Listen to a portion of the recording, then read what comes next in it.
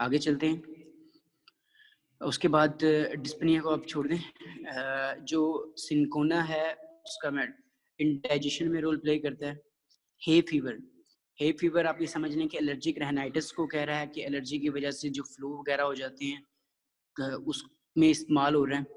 Tonsillitis में इस्तेमाल हो रहा है। टॉन्सिलाइटिस एक कंडीशन है जिसमें टॉन्सिल्स इन्फ्लेम कर जाते हैं। ठीक है, ये सारा आप लोगों को पता है।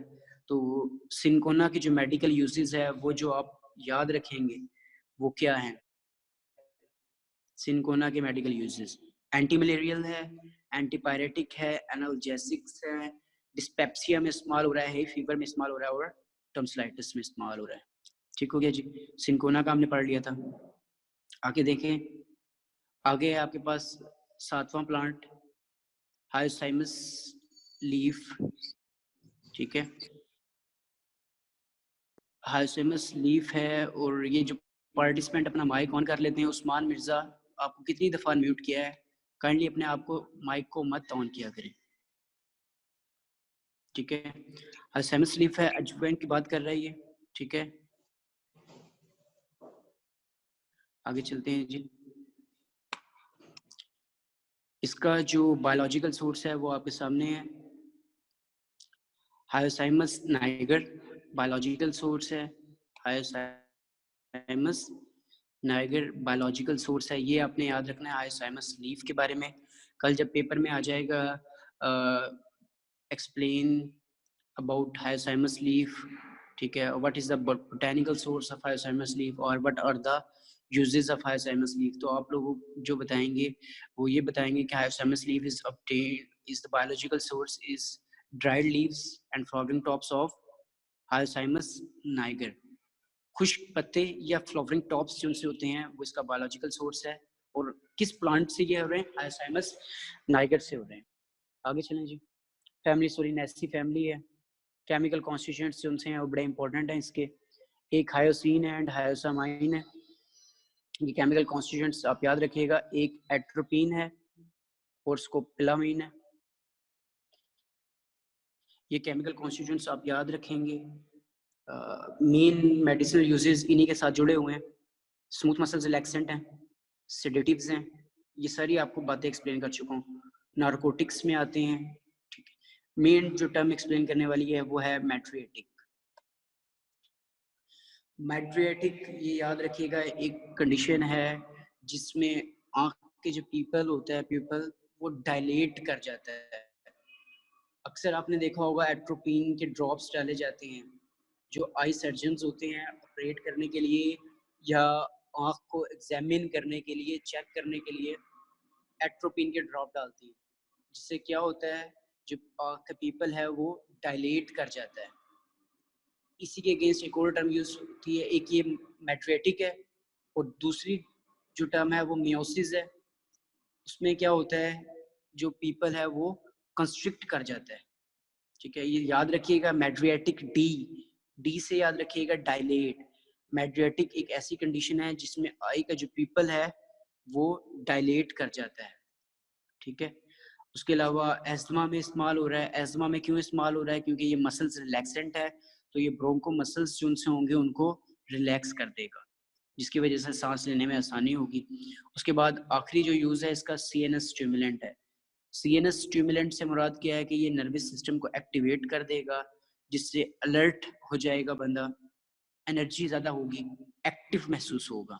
तो ये कुछ यूजेस थे।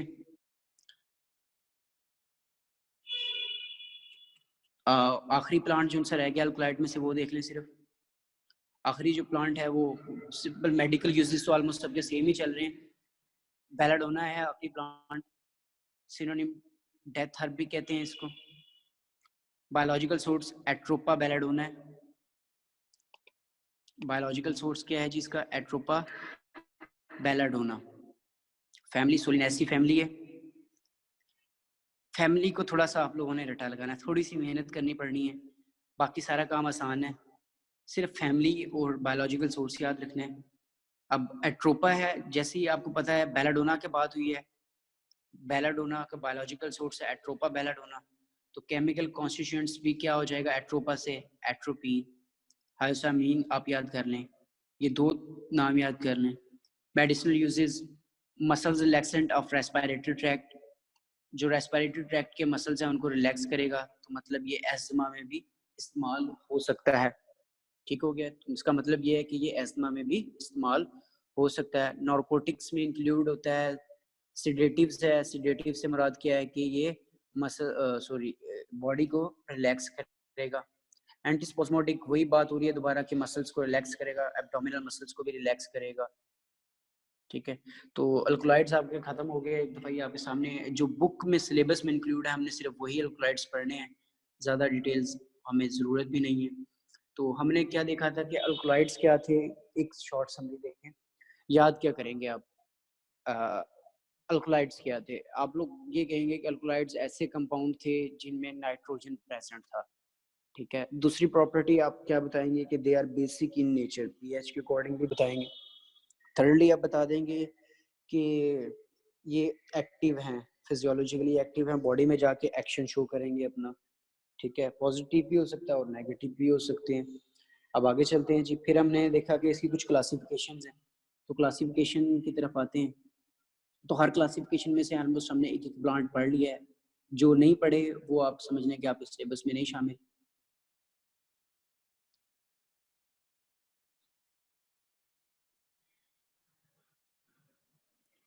ये आपके सामने आ रहा है, देखें जी। पायरिडीन, पिपरिडीन अल्कलॉइड्स, ये सारे के सारे स्ट्रक्चर की बेस पे क्लासिफाई किए गए हैं। हमने जो अल्कलॉइड्स पढ़े हैं जो बुक में शामिल है वो ट्रोपेन अल्कलॉइड्स पढ़े हैं, एज थाइमस लीफ। ठीक है, उसके बाद हम क्यूनोलोन अल्कलॉइड्स पढ़ के आए हैं। अच्छा जी, उसके बाद आसोक्यूनोलोन अल्कलॉइड्स हमने पढ़े हैं। इंडोल अल्कलॉइड्स हमने पढ़े हैं। ठीक है, इंडोल अल्कलॉइड्स में नक्स मोमिका, रोवुल्फिया, कैम्फेंथिस पढ़े हैं। अल्कलॉइडल अमाइन हमने पढ़े हैं, एफिड्रा। उसके बाद सिर्फ दो अल्कलॉइड्स जो उनसे बुक में नहीं मिले, वो है स्टेरॉयडल अल्कलॉइड्स और प्यूरिन अल्कलॉइड्स। टी और कॉफ़ी ये नेक्स्ट में आएगा, वहाँ पे हम पढ़ लेंगे। तो अच्छा, अब थोड़ा सा ना अपनी क्लासिफिकेशन को भी याद रखना है। पेपर में क्वेश्चन कैसे आएगा, वो आपको कह सकता है कि ब्रीफली डिस्क्राइब क्यूनोलोन अल्कलॉइड्स, ये आपके सामने है। हो सकता है कि वो क्वेश्चन पूछ ले ब्रीफली डिस्क्राइब अबाउट क्यूनोलोन अल्कलॉइड्स। तो आपने क्या करना है, सबसे पहले डिफाइन करना है। डिफाइन करने के बाद आप बताएंगे क्यूनोलोन अल्कलॉइड्स में जो ड्रग इंक्लूड है। ठीक है, और उसके बाद फिर आप क्या करेंगे जी, उसके बाद आप इस सिंकोना की डिटेल को एक्सप्लेन कर देंगे। डिटेल में क्या बताएंगे आप? ड्रग का नाम बताएंगे, फैमिली बताएंगे, बायोलॉजिकल सोर्स बताएंगे, केमिकल बताएंगे और यूजेस बताएंगे। ठीक है, ज़्यादा लंबी चौड़ी डिटेल भी देने की ज़रूरत नहीं है, ये आपका इससे काम चल जाएगा। अभी जो हमने अल्कलॉइड्स पढ़े थे, एक दफ़ा उनको ब्रीफली एक दफ़ा दोबारा देखते हैं। मेडिकली इंपॉर्टेंट अल्कलॉइड्स में हमने रोवुल्फिया पढ़ा था। रोवुल्फिया हमें पता है कि ये इंडोल अल्कलॉइड्स हैं। ठीक है, बायोलॉजिकल सोर्स आपके सामने है, रोवुल्फिया सरपेंटीन। ये आपने याद रखना है माइंड के अंदर कि जैसे ही अब आपके सामने कल पेपर में क्वेश्चन आ जाए कि रोवुल्फिया क्या हुआ, ओपीएम के बारे में आ जाए, हाइसोलामस लीफ के बारे में आ जाए, बेलाडोना के बारे में पूछ लिया जाए, तो आप लोगों को सिर्फ इतना हो कि ये अल्कलॉइड्स में आते हैं। ठीक है, आपने केमिकल क्लास इनकी अल्कलॉइड्स बता दी, उसके बाद आप इनकी फैमिली के बारे में बताएंगे। ठीक है, फैमिली के बारे में बताएंगे कि फैमिली कौन कौन सी, हर प्लांट की अलग फैमिली है, कोशिश करें याद रहे आपको फैमिली। ठीक है, रुबिल्फिया की एपोसाइनेसी फैमिली है। उसके बाद इंडोल क्लाइड्स जो है उनकी मोस्टली जो प्लांट्स हैं उनकी फैमिली एपोसाइनेसी ही है। ये प्लांट्स के जो केमिकल कॉन्स्टिट्यूएंट्स हैं ये आपके ना सामने हैं। ये 5-6 लिखे हुए हैं, एटलीस्ट आपको 3 से 4 नाम याद होने चाहिए। ठीक है, मेडिसिनल यूजेस कॉन्सेप्ट हैं, माइंड में होने चाहिए। वाइवा क्वेश्चंस भी हैं, आपको पता होना चाहिए कि सेडेटिव्स क्या होते हैं, हिप्नोटिक्स क्या होते हैं। ठीक है, हाइपरटेंसिव एजेंट्स क्या होते हैं, ये सारी चीज़ें पता होनी चाहिए। उसके बाद कैंथ्रेंथस हमने देखा था। कैंथ्रेंथस का यूज़ देखा था कि ये न्यू प्लास्टिक है, मतलब कैंसरस सेल्स में अगेंस्ट यूज़ होता है, ल्यूकीमिया में इस्तेमाल होता है, ब्लड कैंसर में इस्तेमाल हो रहा है। ठीक है, एफिड्रा के बारे में देखा था। एफिड्रा सिनिका अल्कलॉइडल अमाइन थे ये। ब्रोंकोडायलेटर के तौर पे यूज़ हो रहा है, फ्लू में इस्तेमाल हो रहा है, फीवर में इस्तेमाल हो रहा है। ये एफेड्रिन अक्सर आपने टैबलेट्स में देखा होगा, कोल्ड सीएफ के नाम से जो टैबलेट्स आती हैं, चाहे पैनाडॉल के आ रही हो, पैनाडॉल सीएफ, ठीक है? तो या एक और टैबलेट आती है एरिनेक, उसमें भी एफेड्रिन शामिल है, जिस क्या काम है, फ्लू में इस्तेमाल हो रही है, फीवर में और एलर्जिक कंडीशंस में इस्तेमाल हो रही है। ओपियम आज देखा था हमने, ओपियम में क्या मौजूद है, केमिकल कॉन्स्टिट्यूएंट्स वो देखे थे हमने, मॉर्फिन, कोडीन। उसके बाद इनके यूजेस देखे थे कि जो मेन इंपॉर्टेंट यूजेस हैं ये वो दो ये थे कि they are analgesic, sedative and they are used as antispasmodic agents. ये तीन इंपॉर्टेंट थे, ठीक है। उसके बाद हमने ड्रग नक्सवोमिका देखी थी। नक्सवोमिका में हमने देखा था कि नक्सवोमिका के यूजेस क्या हैं और केमिकल कॉन्स्टिट्यूएंट्स क्या हैं। बिटर टॉनिक के बारे में याद रखिएगा, वाइवा क्वेश्चन है।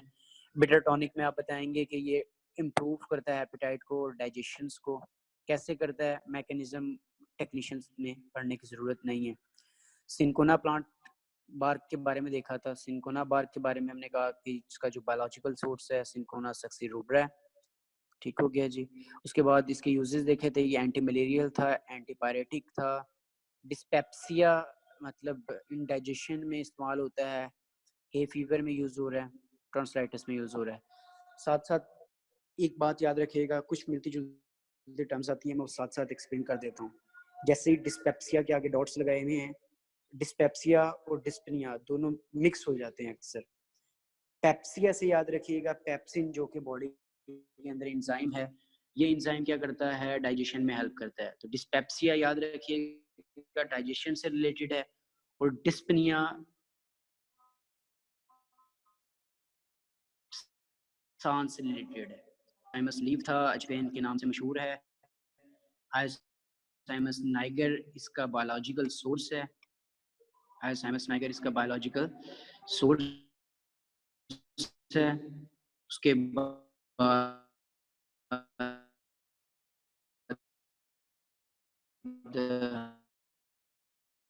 आगे चलें जी। केमिकल कॉन्स्टिट्यूएंट्स आपके सामने। सिडेटिव्स का काम क्या है, बॉडी को रिलैक्स करना, ठीक है। अगर सिडेटिव्स हम हाई डोज में इस्तेमाल करेंगे तो सिडेटिव्स हिप्नोटिक्स बन जाएंगे। सिडेटिव्स नॉर्मल डोजेज में क्या करते हैं, बॉडी को रिलैक्स करते हैं।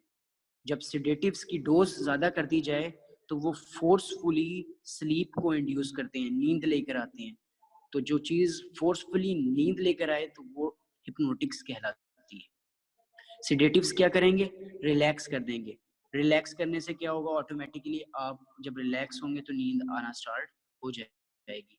मगर हिप्नोटिक्स क्या करते हैं, पूरे सिस्टम को डिस्ट्रेस करते हैं और नींद लेकर आते हैं। मैट्रियाटिक की टर्म आज पढ़ी थी अल्जाइमर्स के बारे में।